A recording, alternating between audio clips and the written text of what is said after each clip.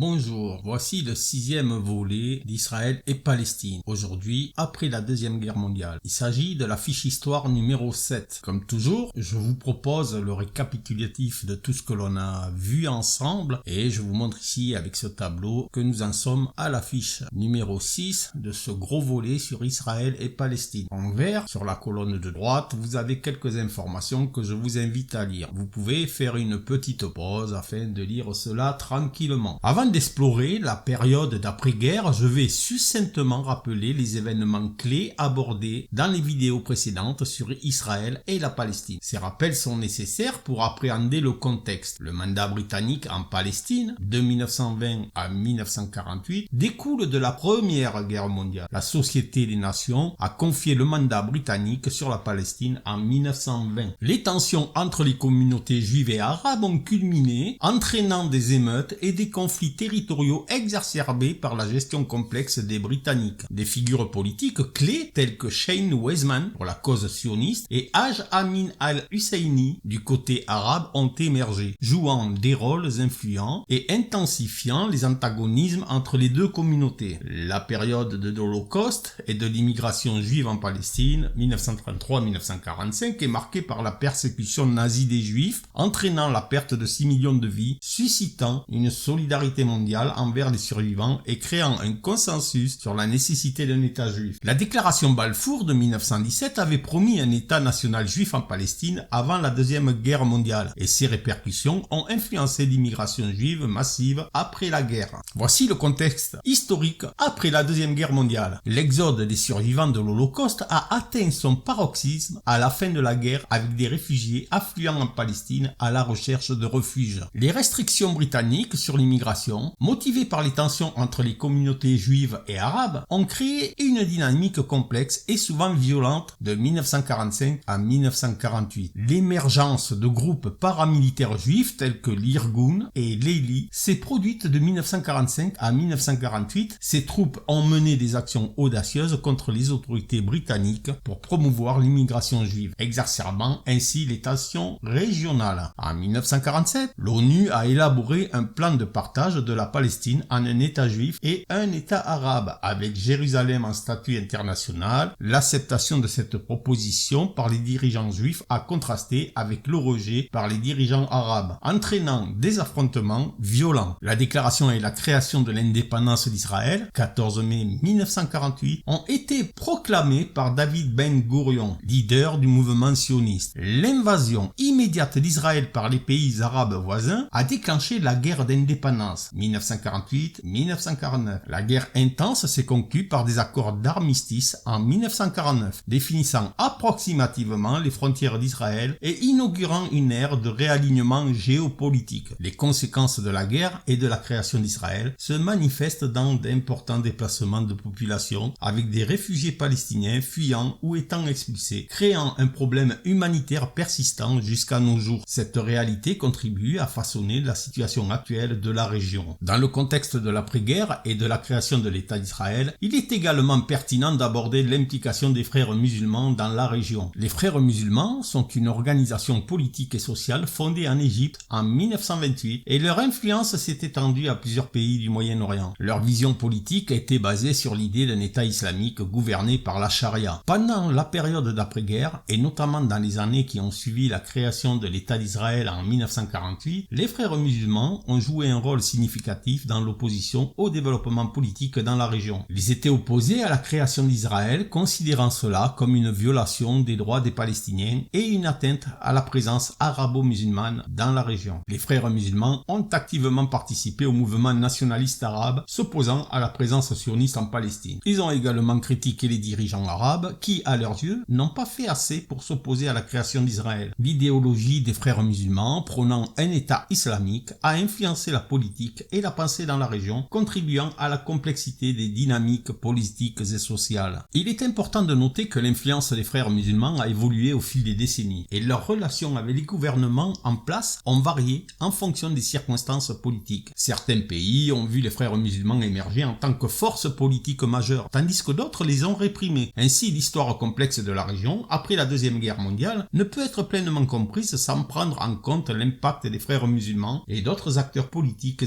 sociaux qui ont contribué à façonner les événements et les conflits dans le contexte du conflit israélo-arabe. En conclusion, l'histoire tumultueuse d'Israël et de la Palestine avant la Deuxième Guerre mondiale, ainsi que les événements qui ont suivi, ont façonné une réalité complexe et profondément enracinée. Le mandat britannique en Palestine a posé des bases de tensions communautaires aggravées par des leaders politiques influents tels que Chaim Weizmann et Haj Amin al-Husseini qui ont amplifié les antagonismes entre les communautés juives et arabes. L'Holocauste a profondément marqué la nécessité d'un refuge pour les survivants, renforçant l'importance de la déclaration Balfour qui avait promis un établissement national juif en Palestine. Les restrictions britanniques sur l'immigration ont cependant alimenté des tensions, tandis que l'émergence de groupes paramilitaires juifs a intensifié les hostilités. Le plan de partage de l'ONU en 1947 a tenté de résoudre le conflit en proposant 2 États, mais le rejet des dirigeants arabes a déclenché une série d'affrontements violents. La création de l'État d'Israël en 1948, suivie de la guerre d'indépendance, a redéfini les frontières d'Israël, mais a également entraîné d'importants déplacements de population, marquant le début d'une crise humanitaire persistante. Les conséquences de cette période tumultueuse continuent de se faire sentir aujourd'hui avec le conflit israélo-palestinien persistant, marqué par des conflits territoriaux, des guerres, des négociations de paix infructueuses et des efforts internationaux pour résoudre la question. Les enjeux géopolitiques continuent de façonner la région avec des répercussions mondiales, soulignant la complexité et l'importance de cette histoire qui ne peut être pleinement saisie qu'en considérant la multiplicité d'événements et d'acteurs qui ont contribué à la situation actuelle. Ainsi, il est crucial d'approfondir notre compréhension de cette histoire complexe pour promouvoir un dialogue éclairé et des solutions durables aux défis persistants auxquels la région est confrontée.